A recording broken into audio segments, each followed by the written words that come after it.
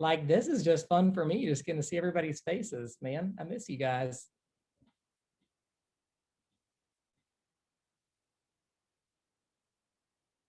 I asked if we could do like a big pizza party on campus for this, for the, one bite, everybody knows the rules stuff, but I got told no on that one and everything. Man, this is killer. Look at all these folks.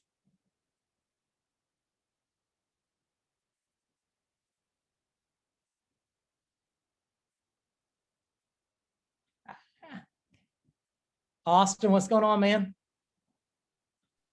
What's up, man? Thanks for having me. Of course, absolutely. Y'all, this is the guy, Austin, who just said hey to you guys, is one of the best search engine optimization folks in the Chattanooga area, former student of mine, and is just the bomb.com at this. All right, hey, so just so that nobody freaks out, he's in a tunnel right now with bad reception. His assistant just promised me that he's coming. He's just going to be like 5 minutes. He knew that we'd be freaking out, so he's coming. Okay, so yeah, he just wanted to make sure. I'm going to tell him no problem. We've got a room full for him. Awesome. He knew we'd all be freaking out and panicking. So, dude, you know what would be the coolest thing is if he just did one of the pizza things. Yeah, you can drink a beer, Juliet. It's okay. You're not a student anymore. It's okay. I think of all people, Dave Portnoy of Barstool Sports might be okay if you have a beer. I think he'd allow it. Maybe might be a little risque for the team at Barstool Sports. They tend to be a pretty tight-knit crowd, keeping everything together. But yeah, y'all, Austin Holdsworth down here. I'm gonna get a chance to brag on like a ton of former students who have already started their career and everything. Austin is crushing it at Bellhops right now in search engine optimization, and man, he and goodness gracious, Juliet, you're rocking the world at ODN right now, selling outdoor advertising for these folks and everything. I mean, it's just freaking awesome. I think I saw who else did I see? Former students on here. Miriam, we haven't gotten to catch up in a long time. What are you up to these days? I just moved out to Colorado actually, and I'm just trying to figure it out here, looking for a job still. So you might as well figure it out somewhere pretty like out west, man. That's awesome. Yeah, it has been really cool. Very cool, very cool. I just actually got done with a meeting with someone in Colorado, Jonathan, with your friend Patricia. So, oh, really? Yeah, just finished up with her a minute ago. So awesome. Yeah, very cool. Hey, Evansville folks, Aces, once again, thank you guys for joining us. I know that we haven't gotten to meet with many of you guys face to face, so really honored that you guys are on here as well. Really pleased to have y'all and everything. So we've also got a care package of Chattanooga gear on its way to Dave and his assistant Austin as well. So hopefully in the coming days and everything, you'll be when you log on to Barstool Sports and everything, we'll see some Mox gear and things like that, right? I figure he's got to have a spring football team. I mean, like, there's only so many people playing football right now that he might as well root for the Mox, right? We had Jimmy Fallon in March Madness a few years ago as a big Mox fan, so we might as well have Dave Portnoy in football. I dig it. I'm losing Andrew Robertson on this. You guys still have the flag up, Andrew? Oh, absolutely. We're gonna got tired. Your arms got tired. We're gonna unveil it when he gets in here. That's what I'm talking about. I dig it. Yeah, for sure. This is crazy, man. Oh, I'm so happy to see all you guys. It makes my day. Very cool. Very cool. Very cool.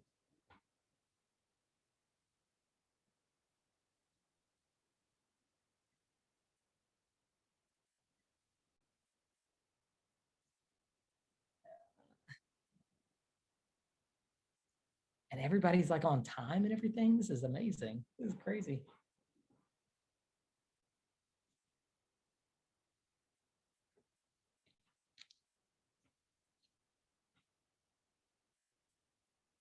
Cool to see everybody's names and everything. Oh, Macaulay's here too. What's up, Macaulay? Hey, how are you? Doing well, doing well. Wish I could like have like a just a chat with everybody on here and everything. This is crazy.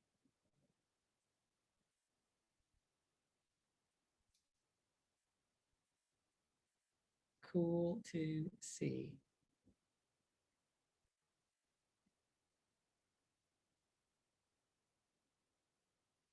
Osa, you're on here. What's up, man? How you doing? How's all the ticket sales going, Osa?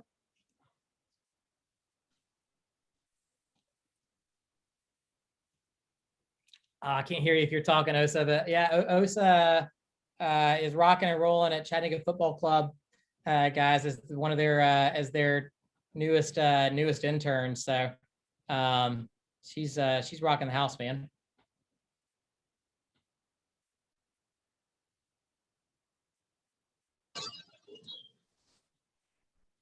You got me? What's up, Dave? I got to apologize. I got really bad internet service here, so I'm walking around in circles to try to like get you guys. Dude, we've got you. You're in good shape, man. How are you? Good. How are you? Doing well. Florida, right? I am in Florida. Yeah. All right, awesome, man. We're in a little bit of a shock right now. This is amazing. Well, I said I'd do it. I thought I was gonna have to. I literally thought I was gonna make it. The internet here sucks.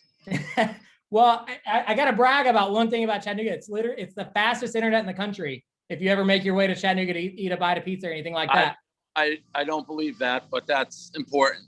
you can get 10 gig internet for $300 a month in Chattanooga, Tennessee. That's great. It's crazy, man. This is awesome. Literally, you're making some kids' years. These kids have had so much taken away from them with football seasons being canceled and basketball being canceled and everything. Yes. That you're knocking, you're just making their year and everything. And really, my goal, you're one of the smartest marketing minds in the past like decades, man. And we just wanted to hear from you how you started Barstool and just give some marketing advice to some of the best damn 18 to 22-year-olds in the country. Sure. So I can give the brief story. Barstool started as a newspaper. It was like a gambling sports rag, basically, in Boston. I used to hand it out outside subway stations. I was always looking to try my own thing. I want to get in an industry I loved. I like to gamble. So that's how I started it. And then it just, grew word of mouth. Like it was a grind. I'd wake up at 4 a.m., hand out newspapers outside the subway station, go home, try to sell ads. I would then, do everything that you could do. I'd fake names in the newspaper so people wouldn't think it was one person. Then I'd go back to the subway stations at night, hand them out again, delivered them. I did everything.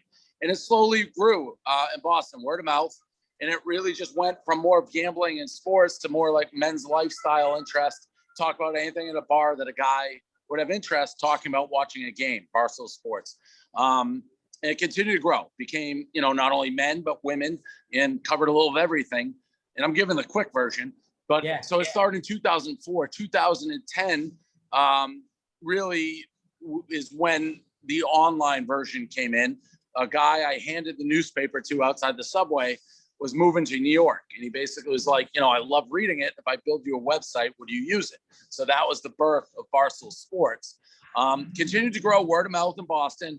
And then, we launched, so Boston worked and we launched New York, Chicago, Philadelphia, a lot of the people still that people know today, like Big Cat, KFC, Smitty, all those guys. 2016, we sold half of it to a group called Chernin Group, 51%. I hired our CEO, Erica Nardini, and we all relocated to New York City. And that's kind of when it really exploded. Like Barstool was doing well before that. Like I was doing better than I ever dreamed. But in 2016, it really took off. And then we sold, again, half of it about a year ago to a casino company called Penn National Gaming. And it kind of had another birth, over the last year. which takes us to here. So that's the fast version of it. But yeah, that's the story of Barstool in a nutshell. So everybody thinks of you. So everything I hear from that, and that I'd love if you could give some encouragement to these guys on of everybody thinks of Barstool as almost this overnight success, but like you'd be the first person probably who would say like that's just not true, that you've been busting and grinding in the background. Yeah, that drives me nuts when people like criticize me and they're like, oh, they're popular because they do this. So that's like 2 decades. Like I didn't see the people criticizing me handing out newspapers at 4 a.m. and driving paper routes. So that always bothers me. It's hard work. I always say we outworked everybody. I think we were funnier. We were right time, right place. But it's definitely not an overnight success story. You know, most of the people that started, like my first employee sales guy who worked at my kitchen, like he's still with me. So it's it was like this. You know, it wasn't every day. It wasn't easy. I didn't take a vacation for like a decade. I worked 7 days a week. My back was crumpled because I was hunched over my computer so much. So there's nothing easy, no shortcuts about it. Obviously it's paid off, but yeah, it's been a grind. How do you deal with those early failures and early knocks on the chin and everything? How did you come back from that? Yeah, you know, there's two things like I always say to people like 18 and 20-year-old marketers, entrepreneurs. You got to believe in yourself and you got to love what you're doing. So many people, so many times they're like, you're crazy, it's never going to work. I believed in it. And that's all that matters. And then the second thing is you just got to do it. You got to love it. Like I have so many people send me resumes. Like, trust me, I'm so good. I'm so funny. I'll help your company. But it's like, well, prove it. Like the internet, write a blog, do podcasting. You know, it's such a difference between doers and tellers. Even when I started it, a lot of my friends are like talking. They're like, yeah, this sounds like a great idea. And then when push came to shove, none of them were ready. They're like, yeah, we got to keep our job. And I just did it. I learned by experience, threw myself into the kind of ocean and learned how to swim. Just believe in yourself and like do it. Those are the two things I always tell people. I don't think I'm necessarily like smarter or better, but I had the desire, motivation, and belief in myself really to do it. When was it that really you were like at the very beginning that you feel like you had the idea that you knew this was like, this is what I want to do? When did you throw your hat over the fence? Yeah, I knew I wanted to start my own business. Like I had that passion. I did, I always knew I wanted to work for myself. So I had a bunch of different ideas. And Barstool, to be totally honest, doesn't look like anything that I envisioned. So it's not like I had this idea like, oh, this is brilliant. It started as one thing and it's a very different thing. And we were just quick, open-minded and quick to pivot. But like when I started, Instagram wasn't around, TikTok wasn't around, so many things weren't around. The internet, we didn't start as a website. So there's no way I predicted where we'd end up, but we're just quick to adapt to trends. And that's been very helpful. So yeah, that's one of the things that some of my coaches have told me of like, really you're focused on the strategy and flexible on the tactics to get there and everything. How did you grow in that trust of yourself to not fear failure? One of the things I hear from my students so much is that, they're putting this massive amount of pressure on themselves to, never fail. And, what if I choose the wrong thing? How did you gain in that level of confidence in yourself to where you're like, we're doing this dang thing. And we're not going to stop until we win. I don't know. I mean, I guess that's kind of in you. An entrepreneur has to believe in themselves.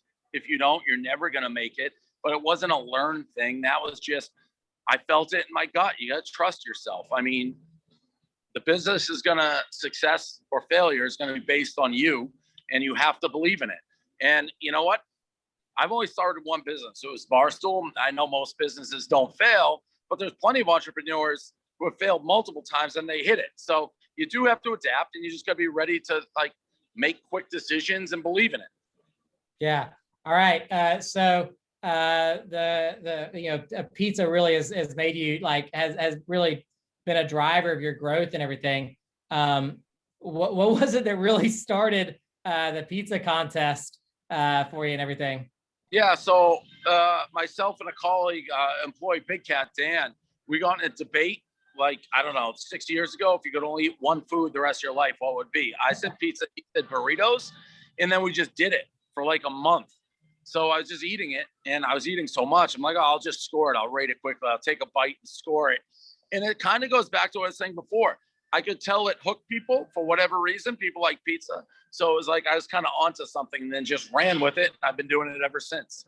That's all. So what has empowered you and giving you the inspiration to pivot to other industries? Because I mean, at first it was heavily sports and everything. You know, the thing that you talked to somebody next to you at the bar and everything, but you've been incredible at pop culture and now in the financial side, starting an ETF.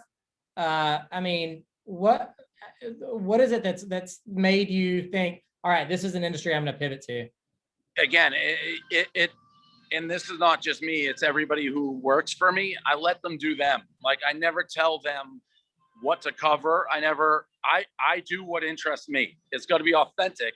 You can't tell people, hey, do this, cover this, you should do this, if they don't love it and they're not into it. So if you look at like Barstool across the spectrum, like Call Her Daddy, I would never know that was a huge success. I thought there would be, two girls who are talented, let them do their thing. Part of My Take, same deal. Robbie Fox loves UFC. So we let people just I look for talented people, driven people, and then we just let them do what they want. There's no way for me to know what'll hit or what don't. We just give them the freedom to do whatever they'd like. I love it. Man, you're being so generous with your time. Tell me. I know I begged for 5 minutes from you. Do you have a couple more questions that we could? Yep. This is awesome. Tell me. So one of the things that I know that there's probably a little over 100 students on here wondering, like, what does it take to work for Barstool Sports? Like, what is it that when you hire somebody or your HR team hires and everything, what are some of the things that you look for, whether it's their heart, whether it's like tactical skills? You hit an awesome one on Show Me and everything, but what are some of the things that it takes to work for Barstool Sports? Yeah, I mean, I'll speak for the content. I hire all the content. The other side of the house business may be a little bit different, but it is what I just said. Is don't tell me you can do something, show me you can do something. The beauty of my world, content, you don't need me to, like, everyone has these ideas. It's like, well, have you done them? Because you can do everything. Most people can do everything they're talking about without us. You can make videos, you can make podcasts, you can write blogs. So many people come to us thinking they need us to do it. Don't. Like, if you look at the guys who are successful, girls, they started it before we even knew they existed. They start building up a little momentum, or they have proof like, hey, I've done this for months straight, making no money. That to me opens my eyes. And then if you're talented, we'll give you a shot. So it's super competitive. Barstool is, everybody wants to work here. Yeah. So, we do have a pretty good choice. So you got to show me that you can do it. And we'll give you the opportunity. But again, don't talk about it, do it. That's awesome. That's awesome. I'd be remiss if I didn't brag about my favorite thing that's happening on Barstool right now is your Arsenal guys. Holy crap. Yeah, that's they're great. Brilliant. They're great. And that's another example. He was doing it, already in England, and Za's a soccer fan. So yeah, had the library of information to look at to know how great he was. It's freaking amazing, man. Freaking amazing. All right. So if you could give, like, let's say 2 pieces of advice to a 21-year-old who they're not quite sure what they know what they want to do. They know that they think they love marketing, but they're feeling aimless, feeling discouraged on themselves because they feel aimless and feeling this little sense of a spiral. What encouragement would you tell them to do? What would you give 21-year-old Dave?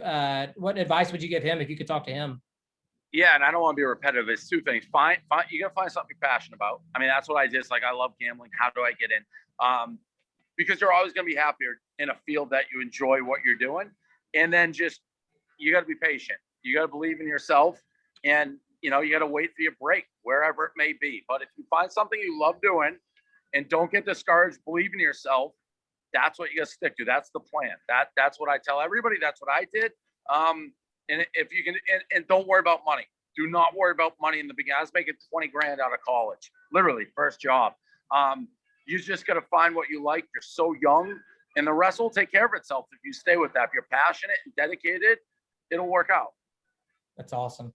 I know I wanted to ask you one more question, just selfishly, that I was wondering and everything. I've never seen, you've done so many cool things, but I've never seen you so passionate about anything as you have been about the Barstool Restaurant Fund.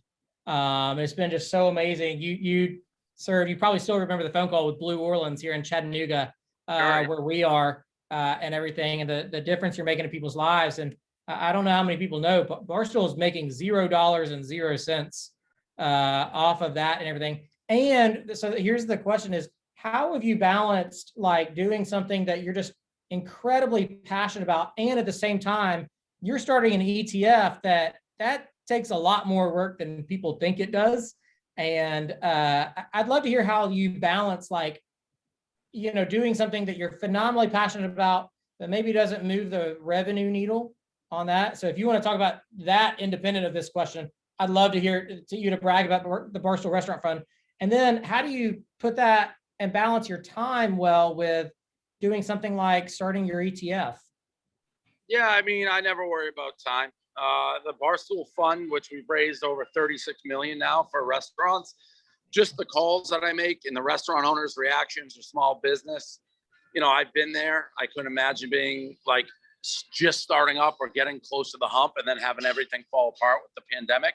So it's easy. I'm happy to get back. We have the platform. I've been blessed, lucky in a lot of ways with Barstool. So to be able to help, I'm happy to do it. And entrepreneur, you just find time. Like, I don't worry about that. I just find time. You got to find time. So it's just something I don't worry about. It's awesome. Awesome. Well, speaking of finding time, I know yours is probably running low for everything. Do you mind if we get one more question in? All right. Whoever chimes in first gets to ask the last question. Somebody hustle up. What do you think, like, as far as social media marketing goes, what do you think is like the best avenue to like market that? Distracted by people pumping fists in the back. What's the question? What do you think is, like, as far as social media goes, the best way to like market yourself and build like? Yeah, I mean, it's changing constantly. Like, TikTok's the fastest. So, but I'm like, TikTok's an example. I thought it was coming up. So I do a podcast with Josh Richards, like huge on TikTok. Yeah. But it's hard because they change the algorithms constantly. But TikTok right now, I think, is the fastest, most efficient platform. Instagram's kind of regulating it, but you got to find something you're passionate about. Same deal. Like, I can't dance like naked in front of a mirror. Like, people be like, what is he doing?